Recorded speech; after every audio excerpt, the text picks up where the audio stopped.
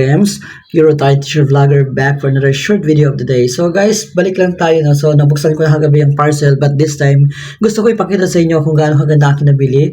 So ito yun guys, color red po ito. So actually meron ako dati before ito, color black, but since nagustuhan ko talaga siya, kaya na-order ko na isa pa. So kung tatanungin niyo ako kung magkano ang bili ko nito, nasa 169 pesos guys. So murang-mura na. So wala ka na makita ganito ka mura sa mall. Kaya kung gusto niyo itong bilhin din or ganitong style, so pag-click lang sa yellow basket, andun po guys ang link. So para makita niyo isuot ko at kung tinatanong, actually guys, story time lang. Ang in-order ko talaga ay large pero dumating sa akin ng XL so hindi ko alam kung bakit. But still, I'm going to show it to all of you kung fit pa talaga siya. So guys, tatanggalin ko lang aking shirt.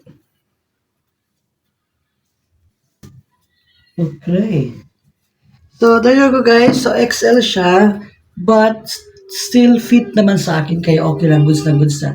So, ito po ang kanyang shorts. So, mayroon siyang lining, complement siya sa color ng top natin. So, maganda siya guys, very comfy. So, kung gusto niyo mag-jogging or mag-workout, I think maganda din siya guys kasi para siyang semi-dry fit or dry fit talaga.